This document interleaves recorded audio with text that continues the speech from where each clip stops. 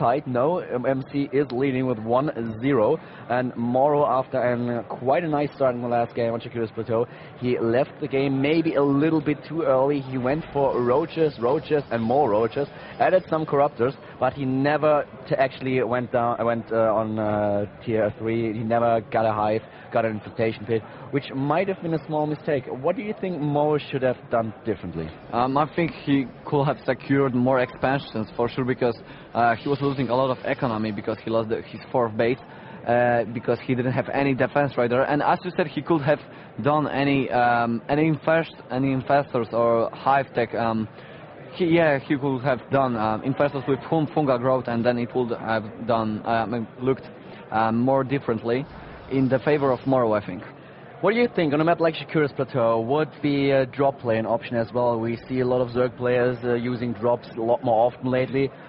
Should he have done maybe that? Yeah, I mix it up a little bit. Was he too predictable? I mean, I told Morrow a lot of times that he could have done a lot of drops, but he said, "Oh, I can't do that. There are stalkers already waiting," or something like that. But actually, he can do that, and that's very annoying for Protoss, and it really disturbs me as a Protoss. So I think if he would have played drops, it will be disturbing to MC as well. On this map, drops are of course very, very good, as you have a lot of bases that you have to defend against. Even if, especially if you take a 3rd base, the bases are really wide apart, and therefore defense against drop play might be a lot more difficult than on Shakira's Plateau. So we might see Morrow mixing it up a little bit. He went for a straight game on Shakira's Plateau. I think he might probably have been a little bit too predictable, and MC is just a player that is really dealing well with standard play. So right now we have Morrow once again researching the Zergling speed, and the Zerg player, the Protoss player, on the other hand, is just trying to wall off just a little bit. What do you think MC will do on this map? Will we see the 3-gate expansion, or will MC actually use a different strategy? I think we will see just some standard build from MC, 3-gate expand, or we'll see the thing that he did versus Morrow. It will be 1 gate, 1 Stargate with Phoenixes, and then expand. But I think we will see the 3-gate, definitely just the standard one. In the meantime, we already have the hatch being placed for Morrow, so he's going for the 2nd base at roughly 20 supply. And let's have a look at those Silnaga watchtowers. There are Zerglings in place already. We have 1 Overlord just making his way to the back of the Protoss base in order to sneak in. There's already 1 scout by Morrow. He has a drone inside the base of his opponent and is just scouting a little bit. He's patrolling with that drone, and as we can see, there are 2 gas for the Korean player, and of course the sentry, 1 sentry in order to place force fields in order to prepare that fast expansion. We have 3 gates for MC already, and still that probe of MC is just sneaking over the map, being chased down by 2 Zerglings. And the hatchery for Morrow is nearly done. In his main base we see already the 2nd queen, and his creep threat was very good in the last game. He couldn't put that to any use though, and right now he's just harvesting gas. He's not pulling drones of gas. So let's wait and see and have a look at what Morrow has in play for us this time.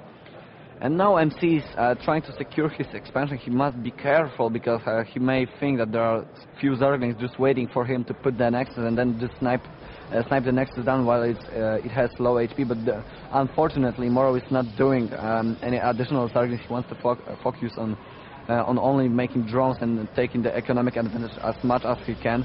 And now MC is making the Nexus right now, warping in more sentries. Yeah, and now it's warping the sentries, and Morrow is placing the Roach Warren right now, before the layer. And that's actually brilliant timing by MC, as you could see. So he played the strategy perfectly. He had the 300 gas and 300 minerals right when the warp gate upgrade was finished, when those warp gates were able to warp in the additional sentries. The Nexus is halfway done. In the meantime, Morrow is spreading his creep. He has 2 queens at his expansion and is building that Roach Warren that Mana was already talking about. So let's have a look at the worker supply. We have 45 against 29. So once again, Morrow is relying quite a lot on harvesters. And in the meantime, we have the robotics facility for his opponent. We have the robotics facility for MC. Expansion by MC is already almost done, so he will be transferring the probes very quickly, and now he does that. And I don't know why actually Morrow did the Roach Warren before the layer. I think he was aware of some kind of aggressive play like 4-gate or 3-gate, a little bit of aggression by MC, and he wanted to be sure that he will defend it because he saw that he has the 3 gates, but now he sees the expansion. So I think Morrow should take right now the third base to secure his economic advantage. He's on 61 supply right now and still wandering around the map with that one queen, placing additional creep tumors, which, as I already mentioned before, I like quite a lot. We have a lot of active tumors for Morrow as well, and you can see the tag to Lalea, 2 extractors being taken in the main base. And yeah, I totally agree with you. This would be the right time to take a third base. He knows about the expansion of his opponent, and he could even have a look at the eco slide and everything. So apparently MC is going for a late game as well, is going for this tag for the robotics bay. So Morrow is trying to take a third base right away, and we have being on tier 2 on the lad tag, and with the Roach Warren done, we have the tunneling claw upgrade as well as the burrow upgrade once again. So now the evolution chamber is ready, and I suspect we are going to see a +1 attack for the roaches very soon. In the meantime, of course, the Zerg player is already assembling the first few units, and also the Protoss player is trying to get some upgrades. Yeah, now MC is going to take that further. I think and that's a nice timing by him, because he saw by his observer that Morrow doesn't have that much army, so he won't have any aggression by Morrow right now, so he can easily secure his third expansion right now. And I really like that a lot, because he will take the economic advantage very, very quickly if Morrow won't take the fourth base in a little bit.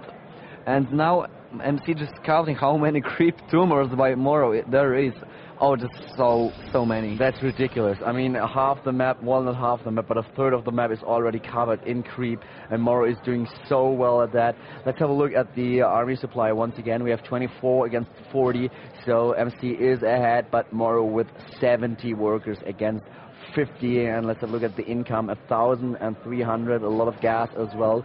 So, well, the economy is really paying off for Morrow right now. He's just assembling units, he's getting a Spire, the +1 attack upgrade, the speed for the roaches, and now we have MC just trying to kill some of those creep tumors in order to prevent Morrow from just spreading the creep straight into the main base of the Protoss player.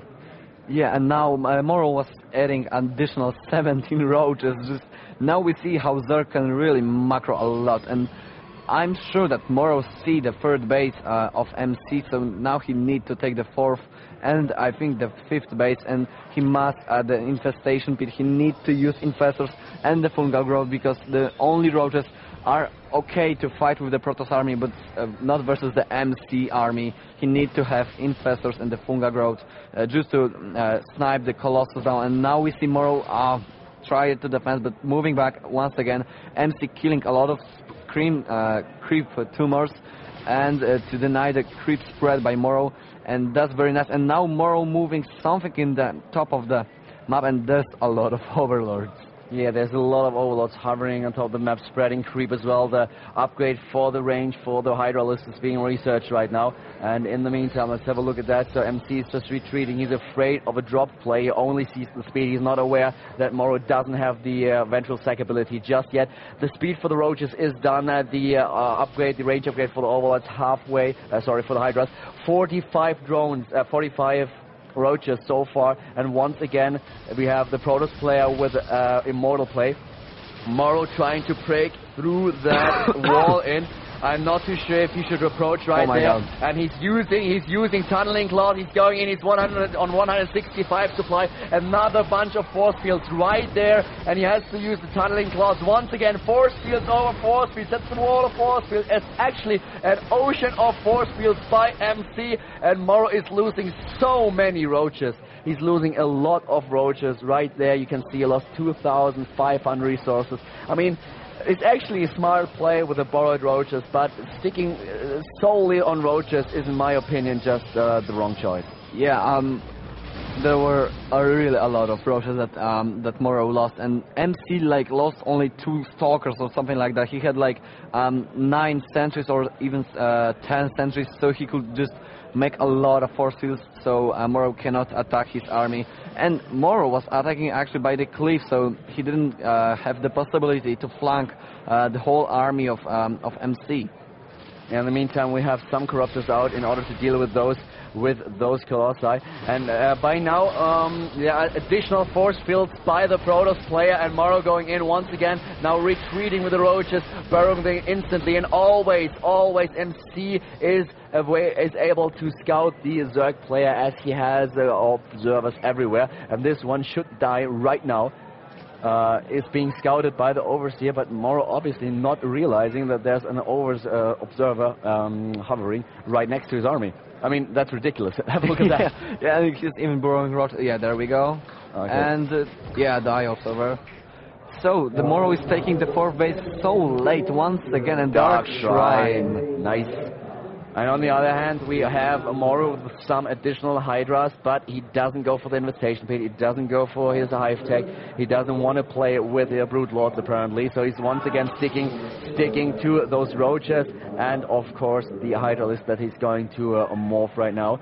We have the Dark Shrine on its way, Blink as well, and the next attack upgrade, which is going to be a Weapon Attack upgrade +2, and more additional Immortals are being built for the Protoss player, trying to take the gold expansion, 189 supply and 2,000 spare minerals for Morrow right now, but MC already being on 170. Now there's a nice position for the Zerg player to fight. Actually, there are a lot of force fields trying to trap him, and as their Protoss army already consists of five additional Immortals, he's just killing all those Roaches.